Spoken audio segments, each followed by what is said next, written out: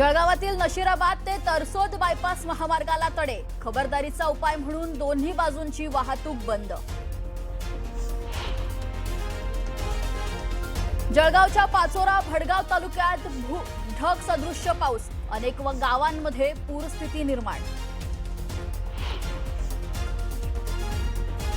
बीडचे वन अधिकारी श्रीनिवास लखवाबार एबीसीच्या जाळ्यात, 45 लाखांची लाच स्वीकारताना रंगेहात अटक। जळगावच्या पारोळा तालुक्यात मुसळधार पावसामुळे 30 ते 35 झाडांची पडझड, घरांची पडझड, घरातील जीवनावश्यक वस्तूंचं नुकसान झालं असून ग्रामस्थांची प्रशासनाकडे नुकसान भरपाईची मागणी। घाटकोपरमधील पालिका शाळेतल्या जेवणात काचांचे तुकडे, नजरचुकीमुळे प्रकार घडल्याची बचत गटाचं स्पष्टीकरण। मुंबईच्या प्रभादेवी परिसरात झाड कोसळल्याची घटना समोर, झाड कोसळून 2 गाड्यांचं काही प्रमाणात नुकसान, सुदैवानं कोणतीही जीवितहानी नाही। करमाळा तालुक्यात पोलिसांनी गांजा तस्करांवर मोठी कारवाई केली, कारसह 10,52,000 रुपयांचा मुद्देमाल जप्त। हिंगोली जिल्ह्यात मुसळधार पाऊस, दमदार पावसामुळे कयाधू नदीला पूर, पुराचं पाणी समगा गावातील पुलावरून वाहिल्यामुळे वाहतूक पूर्णपणे ठप्प।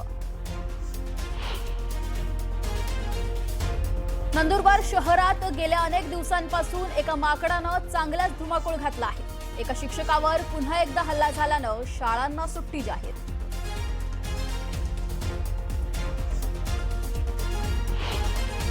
आता ब्रेकनंतर बघूया, गेले काही दिवस राज्यातील अनेक भागात पावसाचा जोर जो आहे तो वाढलाय। सतत कोसळणाऱ्या पावसामुळे राज्यभरातली धरणं तुडुंब भरली आहेत आणि त्यांच्या पाणी पातळीवर नियंत्रण ठेवण्याकरता आसपासच्या नद्यांमध्ये केल्या जाणाऱ्या पाण्याच्या विसर्गात वाढ देखील करण्यात आली आहे। पुण्यातल्या खडकवासला धरणातून लंकेश या मान्सूनचा सगळ्यात जास्त विसर्ग आता होतोय।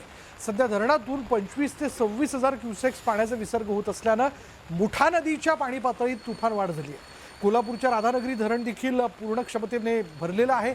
धरणाचे 2 दरवाजे उघडले असून दोन्ही दरवाजातून पाण्याचा विसर्ग वाढवण्यात आलेला आहे। जळगावमध्ये भुसावळच्या हातनूर धरणाचे सुद्धा 41 दरवाजे उघडले गेलेत। पाऊस थांबायचं नाव घेत नसल्यानं धरणातून तापी नदीत पाण्याचा विसर्ग सुरू करण्यात आला, त्यामुळे नदीच्या पाणी पातळीत वाढ झाली आहे। नाशिकमध्ये देखील 23 पैकी 11 धरणं 100% भरली असल्यामुळे जलसंपदा विभागाकडून धरणांच्या परिस्थितीवर बारकाईने लक्ष ठेवण्यात येत आहे। राज्यात विदर्भ आणि उत्तर महाराष्ट्रात अनेक भागात पावसाचा जोर वाढल्यानं प्रशासनही अलर्ट मोडवरती आलंय।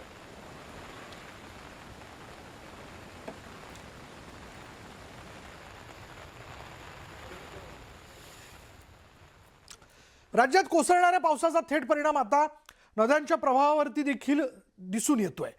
मुसळधार पावसामुळे अनेक नद्या दुथडी भरून वाहत आहेत। काही ठिकाणी नदीपात्र ओलांडून पाणी रस्त्यावरती आलंय, तर काही भागांचा संपर्कही तुटलाय।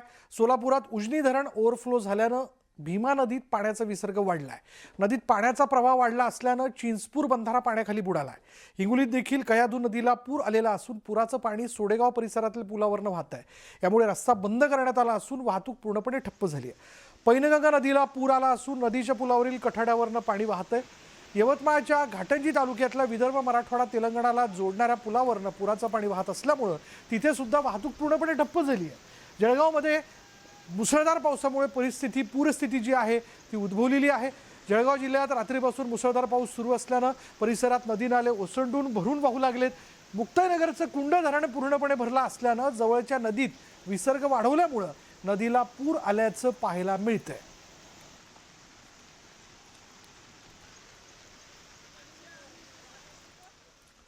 हिंगोली जिल्ह्यामध्ये काल रात्री झालेल्या मुसळधार पावसामुळे कयाधू नदीला पूर आलेला आहे। कळमनुरी तालुक्यातील सोडेगाव या गावाजवळच्या पुलावरनं पुराचं पाणी वाहतंय आणि त्यामुळे हा रस्ता वाहतुकीसाठी बंद झालाय। या पुरामुळे नदीकाठच्या शेतामध्ये पुराचं पाणी गेलंय आणि या पूर परिस्थितीचं ड्रोन कॅमेऱ्याने घेतलेले व्हिज्युअल्स खास न्यूज 18 मराठीच्या दर्शकांसाठी। आणि हे ड्रोनच्या माध्यमातून घेतलेल्या व्हिज्युअल्समधून आपल्याला दिसतंय की मध्ये असणारा जो पूल आहे त्या पुलावरनं आता पाणी जे ते वाहत आहे। त्याच्यामुळे दोन्हीकडे म्हणजे त्या बाजूला एक गाव असेल, या बाजूला एक गाव असेल, ह्या पुलावरनं पाणी जात असल्या कारणानं इथून कुठलंही वाहन जाऊ शकत नाही। त्यामुळे दोन्ही गावांचा संपर्क जो आहे तो तुटलेला आहे। या सगळ्या परिस्थितीत पाण्याचा विसर्ग हा धरणांमधून वाढवण्यात आलेला आहे। त्यामुळे पाणी नदी पात्राबाहेर जाऊन शेतात देखील शिरल्याचं पाहायला मिळतंय.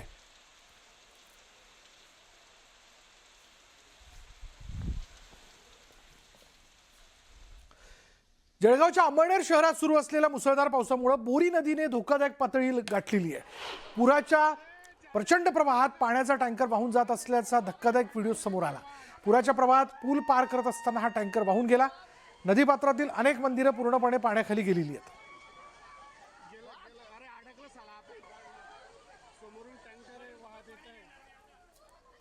तर दुसरीकडे जम्मू काश्मीरच्या डोडा भागामध्ये सुद्धा मुसळधार पाऊस पडतोय आणि त्यामुळे हाहाकार उडालेला आहे. अतिवृष्टीमुळे नद्या आणि ओढे दुथडी भरून वाहत आहेत. पुराचं पाणी रस्त्यांवर वाहत आहे, त्यामुळे अनेक भागांचा एकमेकांशी संपर्क तुटलाय. प्रचंड पाणी प्रवाहाबरोबरच डोंगरावरून वाहून आलेला मलबा सुद्धा निवासी वस्त्यांमध्ये येऊन साचलाय. ही दृश्य आपण बघू शकतो. या ठिकाणी पाण्याचा प्रवाह वाढलेला आहे आणि त्यामुळे अनेक वस्त्यांमध्ये पाणी येते. त्याचबरोबर जो एक मलबा आहे, ढिगारा आहे, माती सुद्धा या ठिकाणी या पाण्याच्या प्रवाहासोबत येते आणि त्यामुळे इथं गाळ साचल्याचं पाहायला मिळतं. त्याची ही दृश्य आपण बघू शकतोय. यावेळेला फक्त पाणी येत नाहीये, पाणी वाहून येत नाहीये डोंगर दऱ्यांमधून, तर त्याच्यासोबत माती सुद्धा, गाळ सुद्धा वाहून येताना दिसतंय. आणि त्याचा परिणाम म्हणजे ज्या ज्या ठिकाणी हे पाणी साचलेलं आहे त्या ठिकाणी हा गाळ सुद्धा साचतोय. सगळीकडे चिखल झाल्याचं दिसून येतंय. जम्मू काश्मीरची ही दृश्य आहेत. एकीकडे पावसाचा कहर सुरू आहे, तर दुसरीकडे पावसानंतर वाहून येणारा हा गाळ, पाणी याच्यामुळे सुद्धा लोकांना समस्यांचा सामना करावा लागतोय. आणि याशिवाय जम्मू काश्मीरमधील राजौरी इथं सततच्या मुसळधार पावसामुळे सुक्तो नदीच्या पाणी पातळीमध्ये वेगानं वाढ होतीये. नदीच्या वाढत्या पाणी पातळीच्या पार्श्वभूमीवर जिल्हा प्रशासनानं हाय अलर्ट जारी केलाय. अत्यंत आवश्यक असल्याशिवाय नदीकाठी जाऊ नका किंवा नदी ओलांडण्याचा प्रयत्न करू नका असं आवाहन नागरिकांना केलंय. विशेषतः सखल भागातील रहिवाशांना खबरदारी घेण्याचं आवाहन करण्यात आलंय.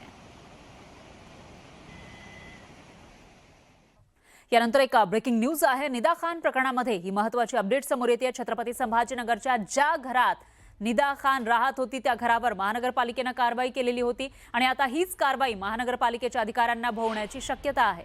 या प्रकरणी MIM नगरसेवक मतीन पटेल, हनीफ खान आणि सय्यद सरवर यांनी न्यायालयात धाव घेतलेली होती. मनपाच्या अधिकाऱ्यांनी न्यायालयासमोर 7 दिवस कोणतीही कारवाई करणार नाही असं तोंडी आश्वासन देऊन सुद्धा दुसऱ्या दिवशी कारवाई केल्याचा आरोप आहे.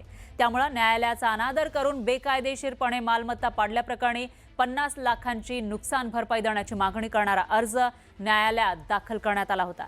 यावर आज झालेल्या सुनावणी दरम्यान महापालिका आयुक्त अमोल येडगे आणि अतिक्रमण हटाव अधिकारी संतोष वाहुळे यांना वैयक्तिकरित्या प्रतिवादी करण्याचे आदेश देण्यात आले आहेत आणि नोटीस बजावण्यात आली आहे.